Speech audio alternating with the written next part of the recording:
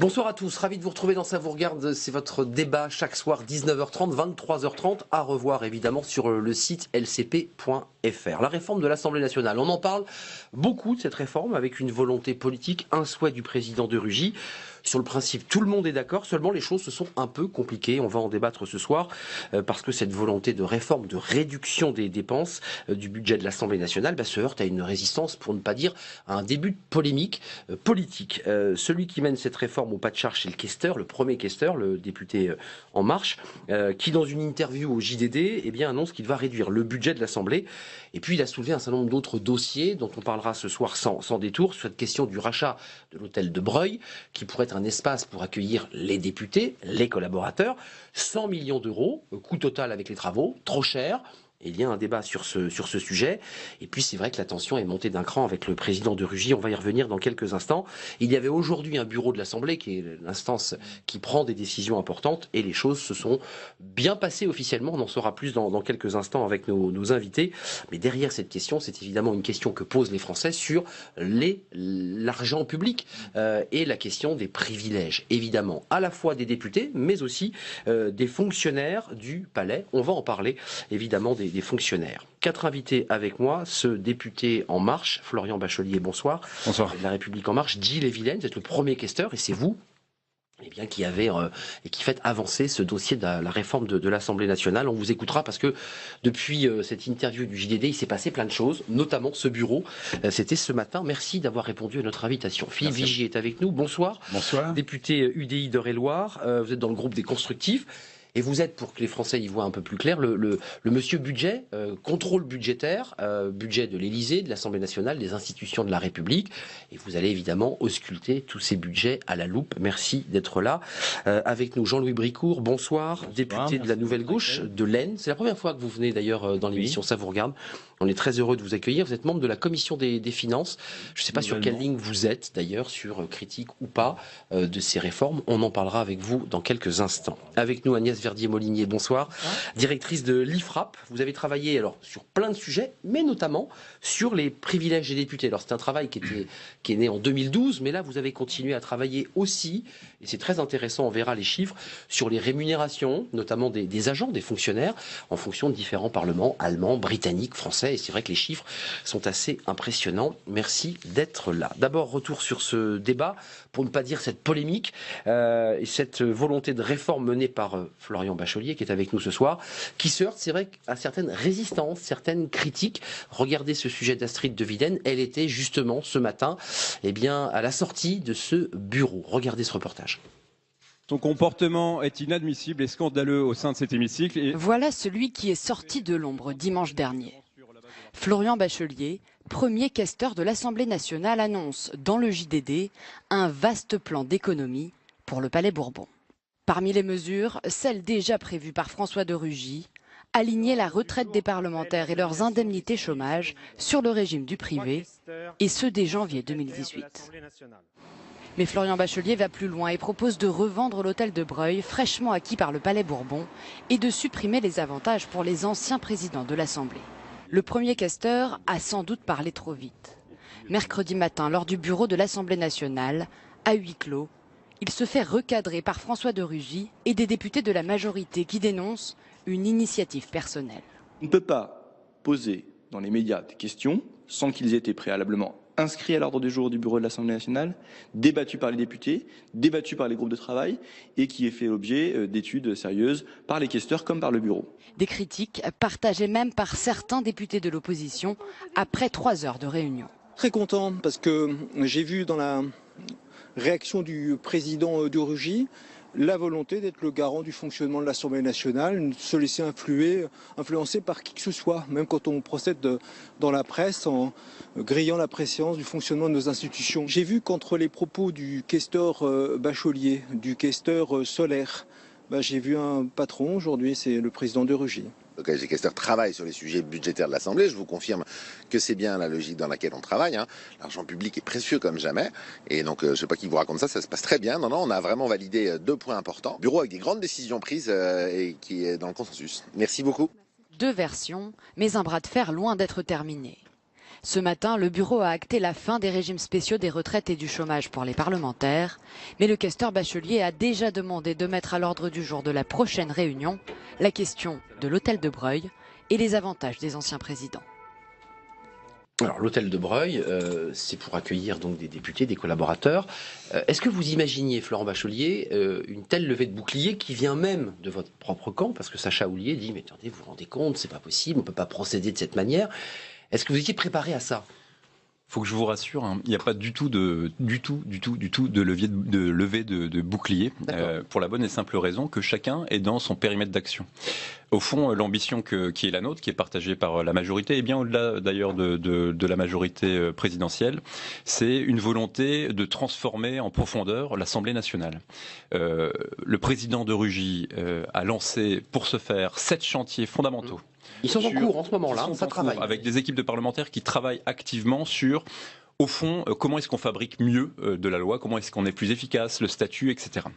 Et puis vous avez le collège des questeurs, alors qui n'était pas forcément bien connu jusqu'ici. C'est vrai que là on découvre le mot questeur là. Qui est en charge, en réalité, qui est garant du budget de l'Assemblée nationale, donc de l'élaboration du budget, de l'exécution, des orientations budgétaires. Et nous, de notre côté, donc avec, c'est vrai que je ne suis pas tout seul. Il y a Lauriane Rossi, oui, deuxième questeur, et Thierry Solaire, troisième questeur. On est en collège de questeurs et on travaille sur notre niveau d'action, c'est-à-dire le budget, les finances, sur justement ce chantier de la transformation profonde de l'Assemblée nationale. Et on travaille évidemment en lien permanent avec le président de Rugy, avec les présidents de groupe, avec la déontologue. Vous n'êtes pas tout seul, avec quoi, mener ces chantiers, avec l'ensemble des parlementaires qui nous remontent de la formation, avec qui on travaille, qui nous proposent de nouvelles idées, etc. Au fond, le sujet qui est le nôtre, c'est à la fois de mener une réforme, une transformation pour avoir une Assemblée nationale plus économe, parce que Thierry Solaire le rappelait, l'argent public est précieux. 550 millions, hein, le budget annuel. Hein. Quand je dis que l'argent public est précieux, c'est que chaque euro doit être bien pesé, mesuré, contrôlé. Dans un pays où il y a 2300 milliards de dettes, pardonnez-moi, mais c'est aux législateurs de montrer l'exemple aussi sur cette partie. Puis l'Assemblée nationale doit être moderne. Donc plus efficace. Et là, au niveau du collège des questeurs, on a la possibilité d'orienter les choix. Au fond, l'idée qui est la nôtre, c'est que les euros économisés aillent en grande partie c'est le débat, d'ailleurs, hein, sur les nouveaux moyens. On veut renforcer les moyens des parlementaires, leur donner plus de possibilités de crédits collaborateurs, leur donner plus d'outils numériques, pour notamment contrôler des salles de réunion collaboratives, des tablettes dans l'hémicycle, la possibilité là je pense qu'on se rejoindra tous, vous n'imaginez pas les conditions de logement des députés. Ils font 15-16 heures par jour et ils errent d'hôtel en hôtel ou ils dorment dans leur bureau à 2 heures du matin en sortant de l'hémicycle. Nous, ce qu'on veut, c'est juste laisser la liberté de choix sur le mode de logement. C'était ça l'orientation. Donc ils pourront, juste pour terminer sur ce point, dès le 1er janvier 2018, c'est la proposition du Collège des questeurs sur la liste des dépenses éligibles, choisir soit de rester dormir dans leur bureau, soit d'aller en résidence, soit d'aller en hôtel, quand même, hein, soit de louer un meublé, soit d'aller en colocation. Bref, ils feront ce qu'ils voudront. La bonne nouvelle, c'est que ça améliore les conditions de vie. Ce soir, en fait. Ça améliore les conditions de vie et ça coûte moins cher. Je vous prends un exemple. Sur 577 députés, s'il n'y en a que 100 qui prennent cette solution du logement meublé avec les tarifs de la zone, on va dire, en imaginant seulement 3 nuits par semaine alors que c'est plutôt 4, vous arrivez à une économie d'1 million d'euros. Tout simplement. Voilà, très facilement. Et donc il ne faut pas se tromper de débat, la démocratie elle a un coût, mais il faut mettre l'argent public au bon endroit. Mais il faut le mettre au bon endroit. D'accord. Vous en pensez quoi, Jean-Louis Bricout? Parce que malgré le fait que ce soir, il n'y a pas de souci, il n'y a pas de levée de bouclier, que les députés sont unis comme un seul homme derrière le premier questeur et les questeurs, on a quand même entendu Luc Carvounas, qui est un de vos collègues, s'ériger, ne pas comprendre, s'étonner. Vous avez été étonné, vous dites, après tout, ça va dans le bon sens? Ça va dans le bon sens, effectivement. Qu'on ait le souci de faire des économies, comme tous les Français d'ailleurs sont forcés un petit peu de faire des économies. Je crois que c'est un objectif qui est tout à fait louable. J'ai connu effectivement sur les sujets d'hébergement, c'est un vrai problème. Moi, dans la dernière mandature, effectivement, j'étais logé à l'hôtel. Alors c'est pas en plus forcément pratique quand à 1h30 du matin, il faut prendre le taxi, aller à l'hôtel pour quelques heures. Donc qui n'est pas à pied, hein, il faut prendre. Oui, faut prendre le taxi, il faut revenir. Enfin, le lendemain matin, c'est toujours assez compliqué et ça coûte effectivement cher. Alors, j'ai cru que moi, qu'il y avait quand même un sujet sur la réhabilitation ou pas de cet hôtel, de fameux hôtel de Breuil. Vous êtes sur quelle ligne? Vous dites après tout, on peut le garder alors qu'on annonce une réduction du nombre de députés, par exemple, qui va arriver. Réduction du nombre de députés, mais peut-être renforcement des assistants parlementaires. Donc, est-ce que c'est peut-être le moment justement de requalifier le besoin là maintenant que ça coûte cher et sur ce que j'ai cru lire dans les journaux, qu'il y avait peut-être d'autres solutions plus économes pour réhabiliter effectivement. Oui, il y a un débat sur le coût des travaux, on va y revenir. Si les besoins sont là, effectivement, s'il y a un choix à faire entre la location et puis faire de l'investissement, quel est le meilleur choix? Je crois qu'il faut d'abord, je pense à mon avis, requalifier le besoin et puis de se dire quelle solution on prend. Effectivement, soit sur si la colocation, je suis pas sûr que ce soit le bon système, mais si c'est un investissement nécessaire et économiquement viable, et je donne la parole dans les meilleures conditions, tant mieux. Philippe Vigier, juste un mot, parce que j'entends ce soir qu'il n'y a pas de polémique, qu'il n'y a pas de débat. Moi, je vous dirai après le bureau, si vous voulez. Le bureau, parce qu'il y a quand même une pointe d'inquiétude. Un élu que vous connaissez bien, Thierry Solaire, qui est chez les Constructifs, qui dit à peu près l'inverse de ce que dit Luc Carvounas. Et c'est vrai que ce soir, ceux qui regardent l'émission et qui s'intéressent à ce sujet, parce que c'est un sujet qui est dans l'actualité, se disent, mais alors, qui dit vrai? Florent Bachelier va nous donner sa version, mais comment vous regardez ce débat? Est-ce que vous apportez le soutien plein et entier à Florian Bachelier en disant, après tout, c'est vrai que quand on touche à ces sujets sensibles, on se heurte à des réticences, et donc vous le soutenez ce soir? Moi, je dis les choses simples. On demande des efforts considérables aux Français, on en a demandé pendant 5 ans. Là, on demande aux collectivités de se serrer la ceinture. 13 milliards d'euros de dépenses en moins dans les 5 années qui viennent. J'ai l'honneur et la chance de contrôler le budget de l'Assemblée, du Sénat, du Conseil constitutionnel, de l'Élysée. Oui, c'est une mission. Bien, c'est une mission et je peux vous dire déjà que c'est pas nouveau, c'est pas la réforme qui arrive tout d'un coup, ça fait déjà longtemps. Je rappelle que c'est Nicolas Sarkozy qui avait fait en sorte que la Cour des comptes contrôle le budget de l'Élysée. Faut pas l'oublier. Il y a eu des efforts qui ont été faits partout, il y a encore des efforts à faire. Et ces efforts. Donc vous dites qu'il y a encore de la gabegie, du gras, comme on dit. Faisons attention aux mots qu'on utilise. Moi, j'ai 2 obsessions. Que le député travaille dans les meilleures conditions, qu'il puisse contrôler la loi, mieux la fabriquer, parce qu'on travaille dans des conditions inacceptables. Ceux qui doutent, ils viennent avec nous passer une semaine, aucun problème. Certains crient déjà à l'anti-parlementarisme. Je lance un appel sur le plateau. La deuxième chose. Donc vous dites à ceux qui vous critiquent, venez voir mon travail. Venez voir les conditions dans lesquelles on travaille. Ils verront les bureaux, des bureaux sous pente où il fait une chaleur folle l'été pour certains. Moi, quand j'étais jeune député au 233 boulevard Saint-Germain, il n'y avait pas de chauffage pendant 3 mois l'hiver. Je m'en souviendrai toute ma vie et j'ai pas oublié. Mais deuxième chose qui est très importante. On peut faire des économies sur l'Auteuil de Breuil. Moi, je considère également qu'on n'a plus les moyens de l'acheter.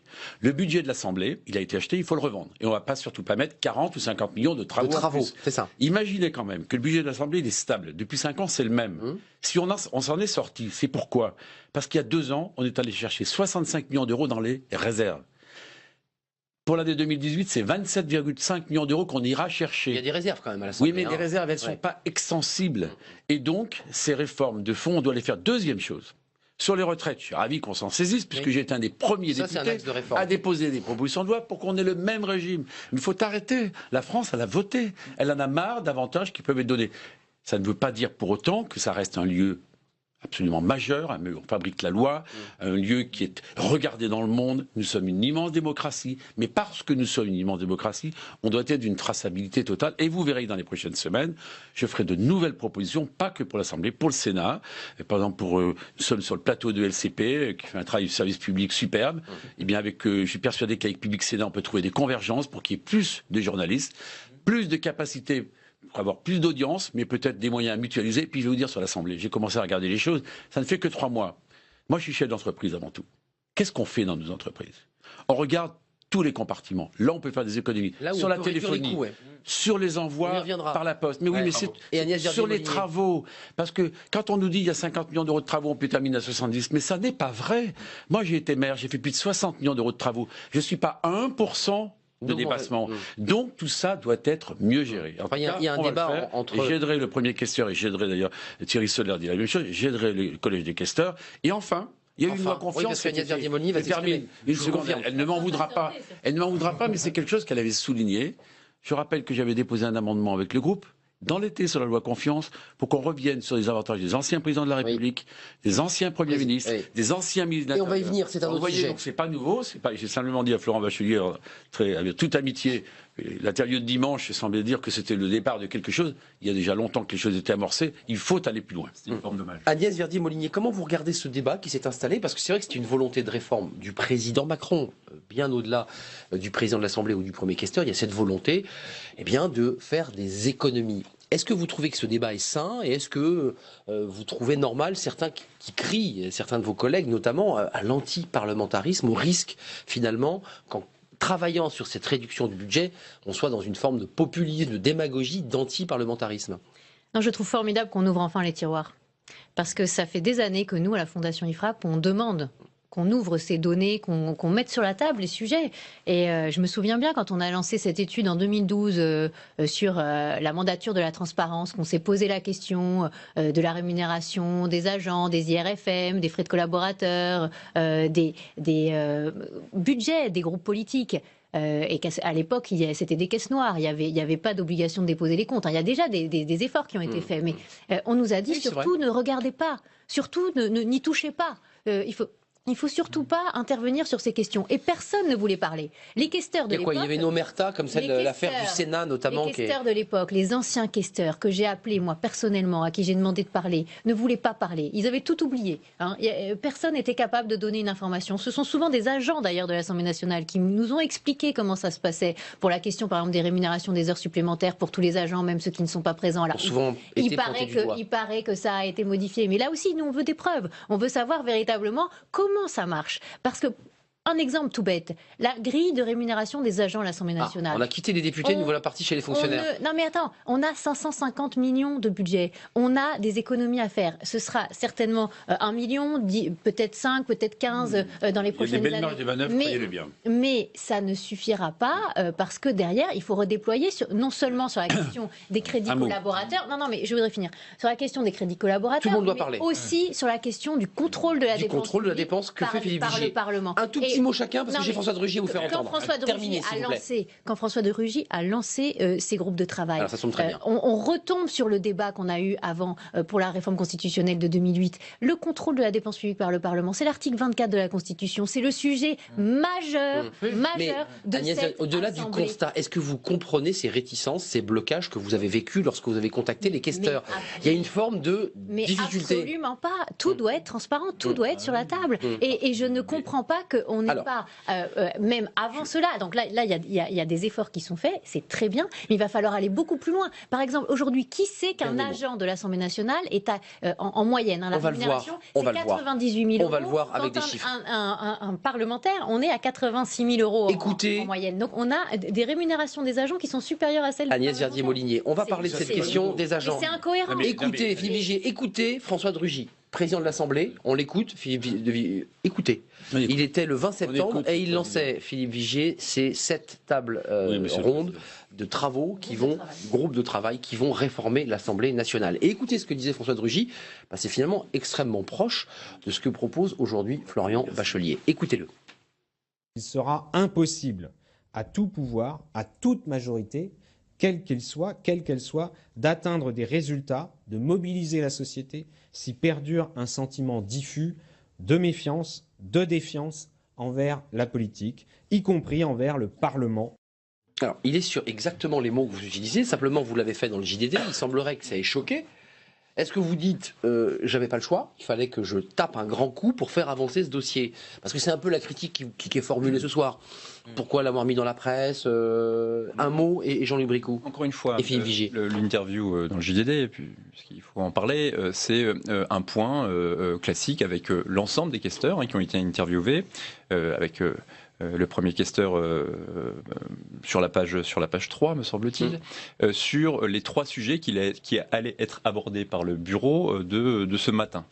2 propositions du Collège des questeurs ont été, vous l'avez rappelé, l'alignement retraite et chômage ont été votés. Et la fin des transports gratuits pour les députés honoraires. Ça, c'était déjà une proposition d'accord, mais c'est important de le rajouter par le bureau de l'Assemblée nationale. Et il me semblait important, au-delà de ces 3 sujets principaux, donc chômage, retraite et IRFM, nouvelle formule, donc l'application de la loi confiance, tout simplement. Indemnité d'augmentation des frais de mandat, on va en parler aussi. Exactement, qu'on prenne un peu de hauteur sur la démarche, sur le sens de la transformation. Et pour bien expliquer justement qu'on n'est pas du tout dans l'antiparlementarisme, c'est exactement l'inverse. C'est pouvoir poser sans tabou, sans totem, en transparence, l'ensemble des données. Moi, chaque personne qui me posera une question sur chacun des euros du budget de l'Assemblée nationale aura une réponse. Pourquoi ? Parce que c'est pas mon argent. C'est l'argent public. Et il est précieux comme jamais. Et donc, ça me semblait important qu'on décline, et c'est en lien totalement avec évidemment les 7 chantiers, on va dans le même sens. Oui, au fond, c'est quoi le sujet de fond là-dessus ? C'est quand même, peut-être à l'exception de M. Carvounas, c'est quand même que le lien de confiance entre les citoyens et les représentants s'est distendu. Et donc, il faut le rebâtir. Et assumer sur la place publique, en partant des constats et en partant de l'exemplarité, le fait que, oui, la démocratie a un coût et qu'il faut mettre les moyens, renforcer les moyens au bon endroit. Philippe Vigier, allez-y, chacun votre tour. Jean-Luc Bricou, c'est juste après. Vous inquiétez pas, vous vouliez intervenir tout de suite. Qu'est-ce que vous vouliez nous dire ?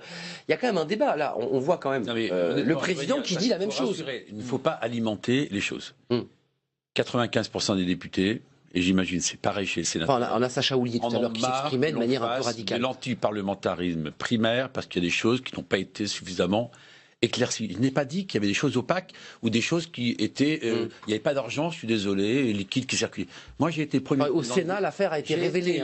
Oui, mais pas ici. Non, mais j'ai été le Sénat. premier président de groupe à l'Assemblée nationale en 2014 qui a fait certifier ses comptes par un commissaire aux comptes extérieur. Le premier. Donc... Ah oui, mais alors, 2014, c'est quand même assez récent. Mais pardonnez-moi, j'ai été élu en 2014. Mais jamais trop tard pour bien faire. Agnès pardonnez-moi, j'ai été élu en 2014, c'était une des premières décisions que j'ai prises. Non, mais Deuxièmement, il y avait un sujet, c'est cette fameuse indemnité représentative de frais de mandat. Excusez-moi, supérieur, pour ceux qui nous regardent, c'est un vrai débat, supérieur à votre... indemnité, à votre salaire. Mais on va dire les choses. Mais oui, elle est supérieure. Faisons taire les fantasmes. Un député gagne grosso modo 5 000 euros par mois. Il a 5 500 euros de frais de représentation. Parlons clair. C'est incroyable. Mais absolument. Nous, on a proposé plusieurs solutions. La fiscalisation ou alors maintenant une traçabilité. Très bien. Retour sur facture. Mais nous sommes tracés. Vos auditeurs doivent savoir que nous sommes tracés de A à Z. La haute autorité de transparence de la vie politique s'occupe de nous. Cette année, 3 fois. Pour ceux qui ont terminé leur mandat. Pour ceux qui ont été réélus, ceux qui ont pris de nouvelles responsabilités. 3 fois depuis le mois de juin que je remplis 24 pages. Deuxième chose, un artisan, un commerçant, il a des frais dans son entreprise. Là, c'est le chef d'entreprise qui vous parle. Un député comme moi qui fait 70 000 km par an, est-ce qu'il a une indemnité kilométrique ? Est-ce qu'il défiscalise quelque chose ? Il envoie un journal dans sa circonscription. Qui paye ? Sa poche. Il n'y a pas de publicité. Moi, c'est très simple. J'ai publié les choses. Et voyons, on nous a même demandé un document formidable.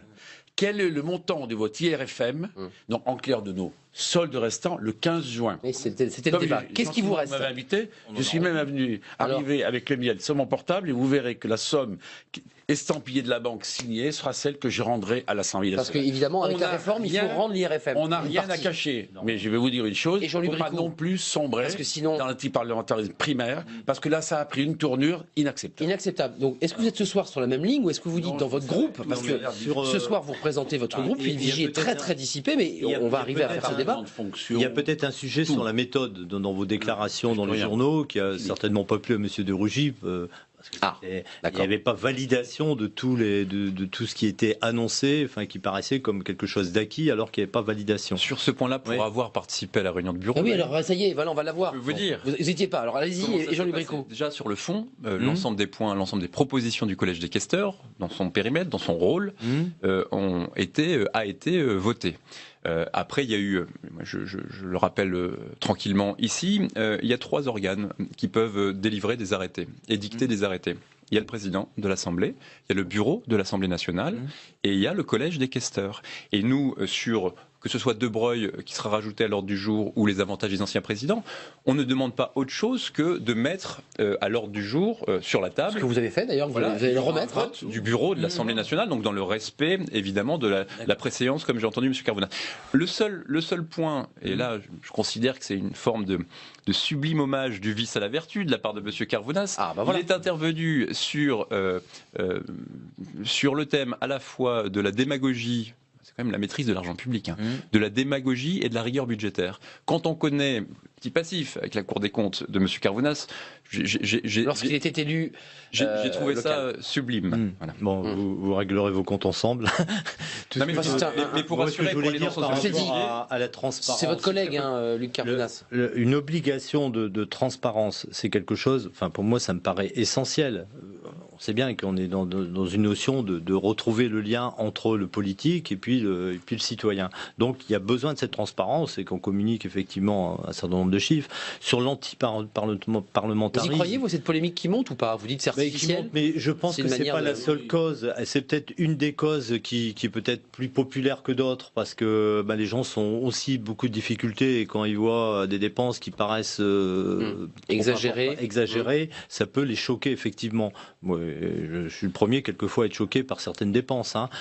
Ici à l'Assemblée. Mais par contre, c'est pas la seule cause qui brise le lien. On voit bien ce sont des images. Ça va faire plaisir à Philippe Vigier. C'était l'un de ses collègues, Charles Le Courson, spécialiste des finances publiques. Je vous confie ces images, Agnès Verdier-Molinier. Question posée à l'époque par Soisic Bonvarlet, qui se demandait, parce que cette proposition avait été faite par Charles Le Courson, de fiscaliser l'IRFM, donc cette indemnité de renonciation de frais de mandat, avec Philippe Vigier. C'est pour ça que je disais que ça vous ferait plaisir, Philippe Vigier. Écoutez la réaction des députés à l'époque, et pas des moindres. Ils balayent d'un revers de main le sujet. Regardez. J'ai même pas d'idée sur le sujet. Rien du tout. L'indemnité des représentatifs des frais de mandat des parlementaires. Non, je veux bien la TVA, tout ce que vous voulez. C'était une proposition d'amendement en commission des finances. Oh, mais il a été rejeté. Monsieur Ollier, bonjour. Pourquoi ça a été rejeté? Allez-y. Florian Bachelier, Agnès Verdier-Molinier, on ne parle pas de ce sujet à l'époque, c'est un sujet tabou. Je le redis, cette somme est supérieure au salaire du député, qu'on n'appelle pas salaire, mais il faut bien ses revenus. Se rendre compte. C'est incroyable. L'indemnité représentative de frais de mandat n'a pas été créée pour rembourser des frais, en réalité.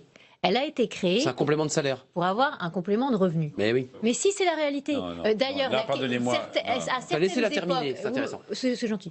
À certaines époques, la questure incitait même à acheter la permanence parlementaire avec des emprunts qui étaient financés. Non mais attends, on parle. C'est fini. On parle à l'imparfait. Mais ça a existé. On parle à l'imparfait, mais ça a existé. Et on sait très bien que les parlementaires qui devenaient ministres trouvaient qu'ils avaient les mêmes revenus, mais qu'ils devaient payer beaucoup plus d'impôts. C'est le sujet. Maintenant, Emmanuel Macron. Donc ça va peut-être défiscaliser la moitié des revenus. Oui, mais c'était quand même beaucoup moins d'impôts parce que pour un célibataire, par exemple, nous on a fait le calcul, ça faisait 20 000 euros d'impôts en moins par an, ce qui n'est pas négligeable. Et quand on vote l'impôt, en estimant qu'ils n'avaient pas de frais. Mais quand on vote l'impôt... Mais vous connaissez beaucoup. On ne doit pas connaître les mêmes députés, Madame Verdier-Molinier. Vous allez venir vous aussi passer une petite 2 semaines de stage avec moi et vous verrez les dépenses que l'on a. Je vais vous ouvrir... Non, mais moi je ne laisse plus dire des choses comme ça. Il faut arrêter de dire qu'un député n'a pas de frais pour fonctionner. Il faut payer l'impôt de la même manière que les Français. Mais ils vont le payer là. Il n'y a aucun problème, on l'a proposé. Mais vous n'avez pas le droit de dire qu'on n'a pas de frais, c'est faux. Pendant la campagne présidentielle, le président de la République s'était engagé à ce que toutes les indemnités soient fiscalisées. C'est une promesse de campagne. Et quand vous avez déposé votre amendement, d'ailleurs, on l'a tout à fait soutenu, l'amendement de Charles Le Courson. Moi, j'ai déposé un amendement.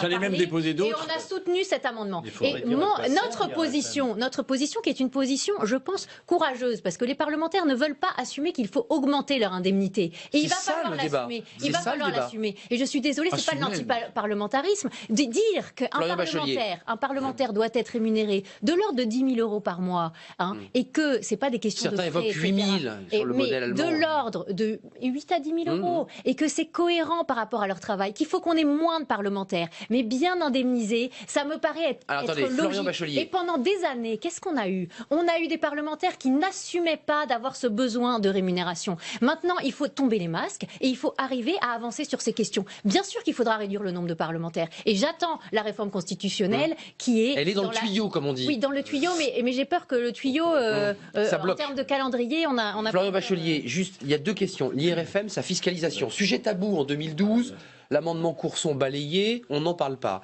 Est-ce qu'on fiscalise cet IRFM? Est-ce que vous êtes là aussi sur la ligne d'Agnès Verdier-Molinier? C'est vrai que cet IRFM complément de revenus non fiscalisé, est-ce qu'aujourd'hui on le fiscalise? Là encore, c'est un point de méthode, au final. Est-ce qu'on regarde en arrière ce qui s'est passé, comment ça s'est passé, etc. Et de façon très globale, je tiens à rassurer tout le monde, les cas d'abus étaient quand même extrêmement minoritaires. Globalement, les parlementaires faisaient leur boulot. Et avaient des dépenses. Et avaient des dépenses, évidemment. Donc ce sont des cas extrêmement minoritaires, mais qui ont été portés sur la place publique. Et puis on a un peu caché ça sous le tapis. Là, on part d'une loi. Donc elle a été votée cet été, c'est la loi Confiance. Elle est essentielle, elle est fondamentale. Et nous, on est là pour trouver les meilleures modalités d'application.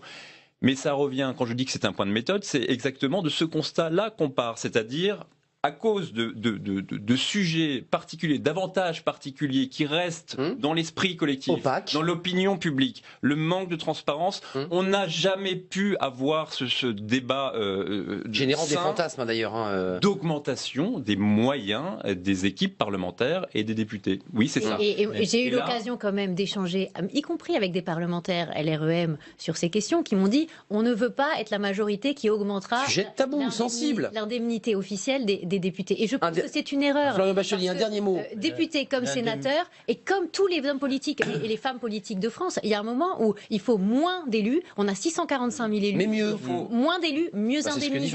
Et ça, il faut l'assumer vis-à-vis des Français. Un tout dernier mot, Florian Bachelier, Philippe Vigier et Jean-Louis Bricout. Quand je parle de renforcement des moyens, c'est comment on leur donne la capacité de mieux travailler, d'être mieux logés, etc., etc. Ça va dans le sens là. Mais c'est vrai que dans la méthode, il vaut mieux s'attaquer, d'abord aux économies à réaliser de façon assez simple. Et c'est pas sur les moyens. Au final, Monsieur Vigier, notre collègue Vigier, nous parlait des travaux.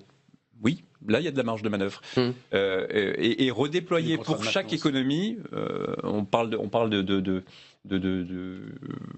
des facilités de transport SNCF, donc pour les anciens, pour les députés honoraires. C'est 800 000 euros d'économie. Il y a plus par an. Il y a plus de la moitié qui est réfléchie, qui va être réfléchie sur les facilités de transport des assistants, des collaborateurs en circonscription. Parce que les députés, là aussi c'est un nouveau paramètre, sont beaucoup plus présents à Paris qu'avant, du fait du non-cumul des mandats tout simplement. Et puis vous avez raison de dire, il y a un nouveau paramètre quand même dont il faut tenir compte. C'est au Congrès de Versailles, le président de la République qui dit oui, réduction d'un tiers. C'est 100 millions d'euros d'économie. Philippe Vigier, juste pour éviter, et on a parlé de l'IRFM. Ouais. Vous êtes favorable à l'idée qu'on le fiscalise, vous êtes sur la même ligne. Est-ce que vous avez le sentiment là aussi qu'il y aura des réticences et que c'est compliqué? Parce que c'est vrai que c'est un complément, alors qui sert à vos frais, effectivement, mais il y a une forme d'opacité et donc qui génère des fantasmes. On fiscalise ou pas? Sur la réduction du nombre de parlementaires, je tiens à m'exprimer, moi je suis favorable. Ça ne me gêne pas. Et de même, donc vous soutiendrez cette réforme avec une dose de proportionnelle, on lui rappellera de manière à ce que l'arc-en-ciel politique soit représenté. J'ai toujours été sur ces lignes. Sur la réduction des élus locaux aussi, du nombre, ce serait bien. Attendez, chaque chose en temps. Écoutez, vous parlez à un maire qui a réuni 9 communes en une seule. Donc vous voyez, vous êtes mal tombé. Parce que moi, j'ai montré à l'échelle territoriale qu'on pouvait faire des économies. Vous êtes favorable à l'idée de la réduction des députés? La deuxième chose sur l'IRFM, le débat maintenant a été tranché. Ça ne sera pas fiscalisé. Je rappelle que dès le mois... je voulais vous entendre le dire. Mais dès le mois de mai 2017, on avait avec le groupe IDI fait des propositions dans ce sens-là. Et restez pas dans l'ancien monde, puisque maintenant c'est le nouveau monde qui nous guide. Moi j'ai vu l'évolution en 10 ans dans cette maison, où franchement, il n'y a pas grand-chose qui était caché jusqu'à présent. Franchement. Et je vais vous dire très simplement les choses. Non, là, franchement... non, vraiment, vous avez une vision un peu déformée. Et non, mais vous allez venir voir le compte des dépenses d'IRFM. Ça vous permettra d'avoir peut-être une vision un peu Elles servent à quoi, Philippe Vigier, vos dépenses, vous, d'IRFM, puisqu'il faudra les rendre sur facture? Mais moi, je vais vous dire à quoi elles me servent. Voilà. Elles me servent. Pendant des années, on a eu la réserve parlementaire où on ne connaissait rien. Attendez, laissez-le s'exprimer parce qu'il va nous le dire. Il y avait même des parlementaires qui n'étaient pas au courant de l'existence de la réserve parlementaire. J'ai beaucoup de respect pour le travail que vous faites, mais là, je ne vous suis pas. Parce que je suis désolé, en tout cas, ces 5 dernières années, je peux vous dire, et même ces 10 dernières années, comment ça s'est passé. Tout ça est parfaitement tracé. Pourquoi, lorsqu'un député signe pour une réserve parlementaire, ça part chez le ministre de l'Intérieur, chez le préfet? Répondez à ma question. Le circuit. Votre IRFM, il vous sert à quoi? Sur l'IRFM, ça sert à quoi? Moi, je loue une permanence à Châteaudun, je paye les loyers. J'ai sur un journal tous les ans, je peux vous donner la somme, ça me coûte 13 000 euros l'imprimeur, dans toutes les boîtes aux lettres, parce que je donne quelquefois des rémunérations complémentaires à mes collaborateurs, parce qu'on n'a pas parlé des collaborateurs, on a un peu plus de 9 000 euros par mois, charges comprises pour payer des équipes. Mais moi je suis pour l'augmentation. Comment on les paye? Je suis pour on les paye à 2 500 euros par mois, 2 000 euros par mois, et ils travaillent 70 heures. Pardonnez-moi, c'est indigne. Et d'ailleurs, sur le statut des collaborateurs, c'est sous Claude Barthelone que les travaux ont été démarrés. Il y a un atelier sur les collaborateurs. Est-ce qu'on s'améliore? Donc, si vous voulez, il faut arrêter. La passion vous emporte. Nous, on travaille Jean-Louis Bricou, allez-y. Une augmentation de 10% du crédit collaborateur. Il faut qu'on aide. Ça, c'est des hypothèses qui est dans le tuyau. C'est un minimum. Jean-Louis Bricou, laissez-vous pas déborder par Agnès Verdier-Molinier. Pour que les parlementaires fassent un bon travail de fond, il faut autour d'eux des équipes. Jean-Louis Bricou. Je suis d'accord. Je ne sais pas si je vais être prof de démagogie, mais entre nous, un revenu, on a quand même une indemnité qui est autour de 5 000 euros. Un peu plus de 5 500. S'il y avait une priorité d'augmenter les salaires, entre nous, je préférerais qu'on augmente les ouvriers ou qu'on augmente peut-être les petites retraites que les députés. Vous inquiétez pas, je les trouve agents de l'Assemblée on a quand même un niveau qui est correct. Sur l'IRFM, effectivement, ça sert, ça a été rappelé, sur les frais de transport, les frais de permanence. Aujourd'hui, on va nous demander justement de justifier. Moi, je trouve ça très bien, parce qu'on verra justement que ça sert bien dans le cadre, parce qu'on fonctionne comme une petite entreprise. Et si vous n'avez pas tout dépensé, vous reversez. Laissez-le terminer. Ce qu'on a fait, c'est fait. Oui, c'est dans la réforme. On a fait le point ça, c'est Claude Barthelone. Et ce qui est resté sur notre compte IRFM, ça a été redonné. Vous en avez reversé, vous, par exemple? Bien sûr, moi, c'est fait. Au budget de l'Assemblée. Au budget de l'Assemblée. Un tout dernier mot. C'est intéressant parce que là, il a été proposé que soient augmentés ceux qui ont finalement des travaux qui sont moins exposés que celui de parlementaires. À l'Assemblée nationale, c'est déjà le cas. Hein. Vous avez déjà des agents, par exemple, de nettoyage en fin de carrière qui sont plus indemnisés, plus payés par mois que les parlementaires eux-mêmes. Est-ce qu'à un moment, on peut parler aussi de cette spécificité on va y venir tout de suite. de rémunération des agents qui fait qu'on est les plus chers quand on compare avec le Bundestag, avec la Chambre des communes? On est à plus de 7 700 euros en moyenne de rémunération. Vous m'autorisez, Florian Bachelier, parce que vous connaissez évidemment notre émission, vous la regardez régulièrement. Il y a des sentinelles citoyennes. C'est Georges, ce soir, qui a accepté de venir devant sa webcam. Il a souvent un franc-parler. Il est sans détour. Georges, je vous salue. Qu'est-ce que vous en pensez de ce débat lancé par Florent Bachelier, mais aussi qui est une réflexion qui, évidemment, ne date pas de l'article du JDD? L'idée, c'est de réduire le collège des questeurs, il n'est pas tout seul, de réduire les dépenses et de permettre aux députés de mieux travailler. C'est un débat utile, nécessaire? C'est extrêmement utile. Moi, je félicite Florent Bachelier, mais d'abord, je voudrais pousser un ouf de soulagement parce que la dernière émission que j'ai faite, le député Sébastien Jumel avait prié de me licencier de mon poste de sentinelle citoyenne tant convoité. Et je remercie donc Arnaud Ardouin, je pense, qui a du plaisir en ma faveur. Parce que ça faisait un mois que je n'étais pas vu, donc je commençais à m'inquiéter. Oui. Voilà. En fait, je vous explique, l'avantage, Georges, puisqu'on est en direct, vous êtes bénévole, donc on n'est pas dans une relation de contrat. Vous êtes bien libre. Voilà. Et si même maintenant vous vouliez partir, eh bien vous pourriez le faire, même là, tout de suite. Voilà, donc il n'y a pas de rémunération de nos sentinelles, n'allez pas comme ça faire courir ce bruit qui n'est pas vrai. Georges, posez votre question, allez-y. Oui, j'ai pas vraiment de question. Moi, je dis enfin, quoi. On est en 2017. Il a fait le temps de 2017. Déjà en 81, Mitterrand a fait en sorte que les députés payent des impôts, ce qui était une chose hallucinante. Je ne doute pas de la probité de M. Philippe Vigy, entre parenthèses. Hein. Très bien. Et je suis content de le retrouver, de voir Agnès aussi, qui sont en pleine forme tous les deux. C'est une grande famille. Et donc, en fait, c'est une grande famille, les sentinelles. Voilà, on va sortir l'apéritif, on va prendre un verre. Georges, vous dites c'est une bonne chose et ça ne vous choque pas. Regardez quand même Il était temps. Il était temps. Regardez ces chiffres, puisque vous nous avez présenté depuis le début de l'émission Agnès Verdier-Molinier. Alors on va les voir vraiment, ces chiffres des rémunérations. C'est très intéressant parce que il y a le travail de la réforme avec les députés, mais aussi une réflexion sur les fonctionnaires. Comparatif des traitements des fonctionnaires. Parlement, on a fait ça très bien. La House of Commons, c'est 1903 agents fonctionnaires, 1329 pour le Bundestag, et l'Assemblée nationale, 1351. Mais là où le bas blesse, c'est les rémunérations moyennes brutes. 3176 pour les Britanniques, 4390 pour les Allemands et 7777 euros bruts. Ce qui revient à dire, Florian Bachelier, que en moyenne, les agents qu'on appelle les fonctionnaires de l'Assemblée sont mieux rémunérés que vous, députés. Ça vous choque? Ça vous surprend?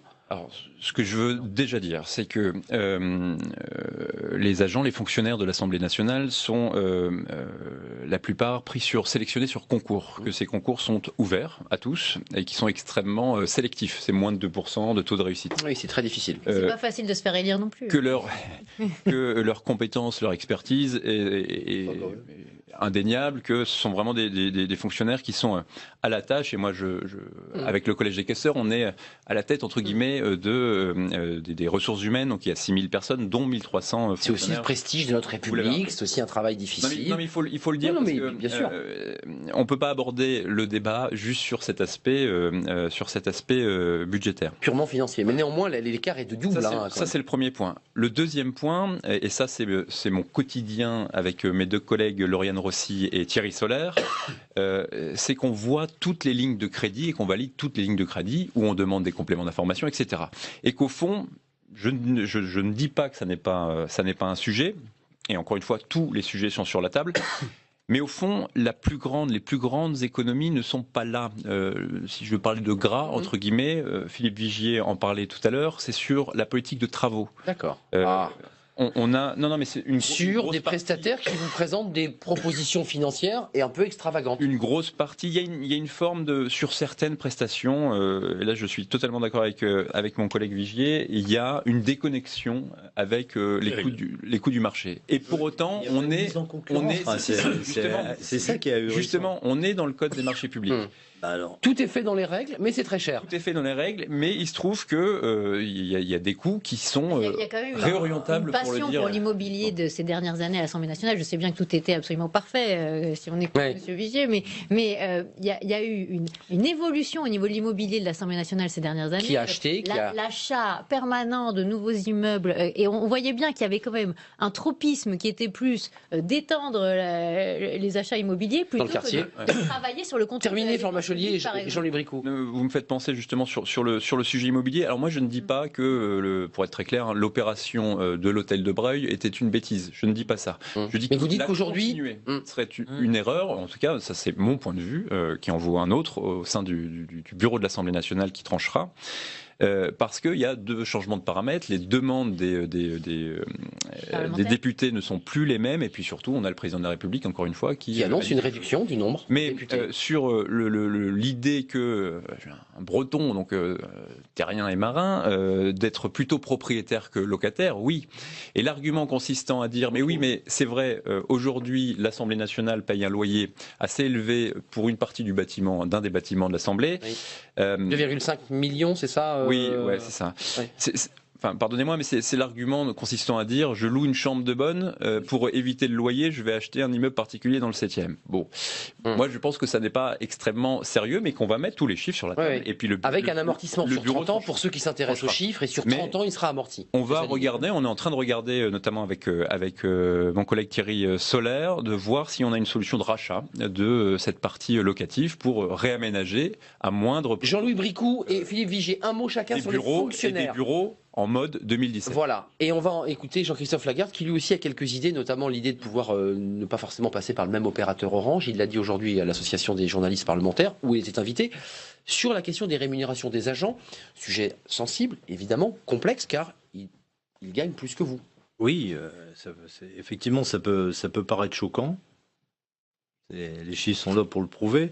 Maintenant, je sais pas, il faut peut-être comparer ce qui est comparable. On compare que des chiffres. Il faut comparer peut-être le travail qui est réalisé, le temps de travail, parce qu'il y a peut-être aussi pas mal d'heures supplémentaires, parce qu'on travaille beaucoup de nuit et tout ça. Les horaires de nuit s'arrêtent à... les heures de nuit sont mieux payées, bien sûr. Donc ça mérite, effectivement, quand on voit des écarts comme ça interpelle et ça mérite une expertise. Auparavant, elles étaient payées en plus et il y a eu une réforme qui a en fait forfaitisé les heures. Ouais. Ça n'a pas baissé les coûts. Ça n'a pas baissé les coûts. Ça n'a pas baissé les coûts. Donc, mais est-ce que vous dites ça mérite quand même une démocratie à son prix et c'est le prix à payer. On regarde aussi le régime de retraite des agents, parce que là aussi, il y a pas mal de... Attendez, Philippe Vigier, je ne vous ai pas entendu. C'est sûr que c'est plus facile, c'est plus populaire, je veux dire, de toucher à la rémunération des députés qu'à ceux des fonctionnaires de l'Assemblée. Certainement, c'est plus parlant pour les gens parce que c'est les gens mais si qui on voient le sur le connaît terrain. En transparence et qu'en tant que citoyen, mais on c'est bien sait, qu'il y ait on cette sait combien est transparence payé et un que- administrateur de l'Assemblée et qu'il est payé par exemple 10 000 euros ou 12 000 euros net par mois, et ben à ce moment-là, on se dit, bah tiens, est-ce que c'est normal que le député qui a été élu pour représenter la nation, Qui s'est battu pour gagner, c'est pas ça soit moins rémunéré que celui qui travaille pour lui ou celui ou celle qui travaille pour lui au quotidien? Je me pose la question. Oui. Et là, le jour où on aura la publication de toutes ces grilles de rémunération, on aura un vrai débat démocratique. Mais Vigier, écoutez Jean-Christophe Lagarde, c'est très court, vous allez répondre juste après. Il a aussi quelques idées sur ces questions, invité aujourd'hui de l'Association des journalistes parlementaires. Écoutez-le. Je pense aussi qu'il y a des économies à se faire dans l'administration. On est en train de nous dire qu'on va passer de 577 à 400 députés. Pour une telle réduction, il y a besoin de moins de fonctionnaires. En ont-ils parlé? Je ne l'ai pas entendu en tout cas. Voilà, donc il s'adresse à vous, Florian Bachelier. Juste, Philippe Vigier, vous en pensez quoi? Vous êtes sur la même ligne que Jean-Christophe Lagarde en disant après tout, il faut faire une péréquation entre, lorsqu'on réduit le nombre de députés, forcément, il faut que ça suive évidemment avec le nombre de fonctionnaires. Parce que Agnès Verdier-Molinier tout à l'heure disait que je dis que tout est parfait, c'est faux. Je n'ai pas dit cela. Ah, mais j'espère, parce que j'avais cru. Nous partons 10 mètres en arrière. Moi, je vais vous dire, vous tombez mal avec moi parce que je suis quelqu'un qui est connu pour plutôt être un gestionnaire. Vous voyez, je suis un Auvergnat croisé-Beauceron, si vous permettez les expressions. Donc, pour moi, un sou est un sou et je tiens à ce que l'argent soit utilement dépensé. La deuxième chose, il y a eu des évolutions depuis 10 ans et l'argent public est coulé à flot partout il y a 15-20 ans. C'est plus Ça n'est possible. plus le cas maintenant. L'exigence est totale. La deuxième chose sur les fonctionnaires, parce que j'ai le chiffre en tête dans mon rapport, le nombre des fonctionnaires de l'Assemblée a quand même pas beaucoup, mais un tout petit peu diminué. Un petit peu diminué. Non, mais j'ai oui, les chiffres. les Un chiffres petit peu comme diminué. ça. Si vous permettez, Ça a diminué ou pas? Vous êtes c'est d'accord vrai avec que ce chiffre? certains niveaux de rémunération qui peuvent choquer. 7 Que 700, le niveau de 77. rémunération soit sur la place publique, c'est Normal. bien sûr tout à fait normal.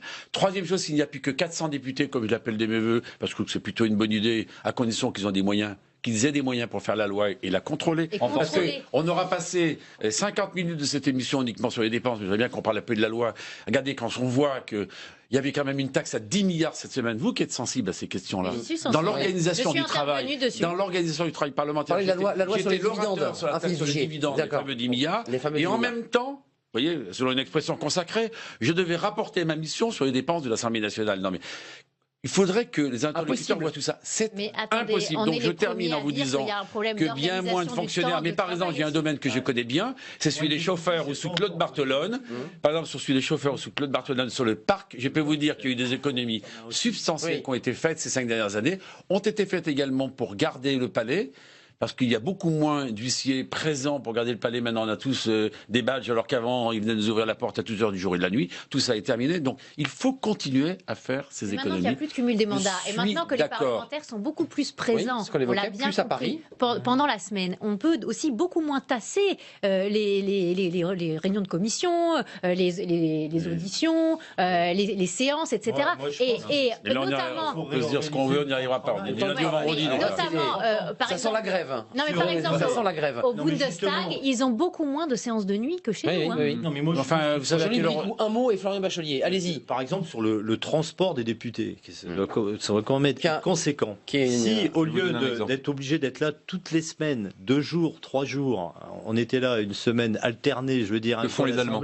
Vous travaillez une semaine. Les voyages en avion, etc. Je peux vous Que de dire, faire des navettes entre le ça matin. faire des navettes toutes les semaines. Si, c'est pas mal. Mais regardez, on va prendre l'exemple Alors, des 15 pourquoi derniers pas jours parce que je trouve que j'ai été très présent ici. Du lundi au samedi. Oui.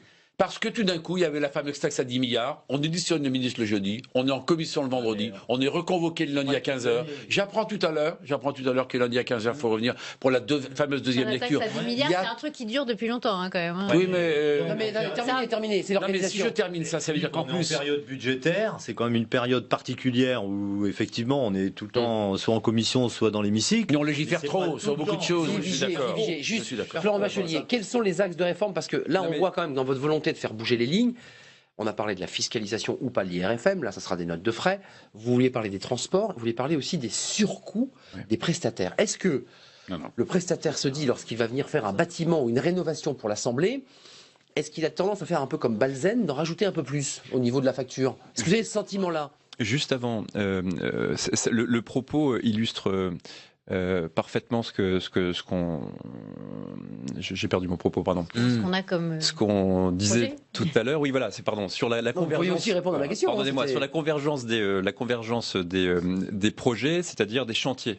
Là, on est en train de parler de comment est-ce qu'on peut mieux organiser la loi, le travail parlementaire. Ça, c'est les 7 chantiers lancés par le président de Rugy. Et ils sont en cours. Il y a un impact qui est budgétaire, et ça, c'est le travail du Collège des questeurs. C'est juste pour illustrer ce qu'on disait, la main dans la main avec le président du Rugy, le bureau de l'Assemblée nationale, l'ensemble des présidents de groupe, l'ensemble des parlementaires qui nous aident. On avance sur ces 2. Je repose ma question plus courte. Pour transformer. Il y a un effet Balzen sur les devis, les appels d'offres. Sur le transport. Entre nous, il n'est pas normal. Parce que sur un appel d'offres, vous savez qu'il y a une note technique, il y a une note de prix. Il faudrait peut-être regarder un peu comment quel ratio il y a eu. Florian Bachelier. Si vous mettez une note technique à 75% et que le prix compte pour 25%, évidemment, vous vous retrouvez avec les entreprises les plus chères. On a géré en général. Non, il n'a pas répondu. Il vous allez répondre.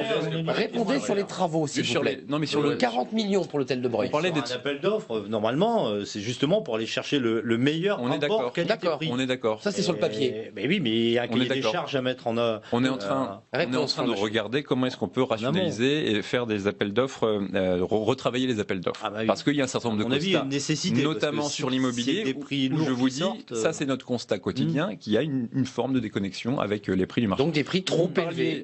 Oui, c'est en général dans ce sens-là. D'accord. Mais ça se règle dans le cahier des charges avant de faire l'appel d'offres. On est d'accord, mais on travaille là-dessus. Encore faut-il le travailler. Sur les transports, là aussi, ça rejoint ce que disait mon collègue Vigier. Il y a les contrats de prestation aussi à retravailler.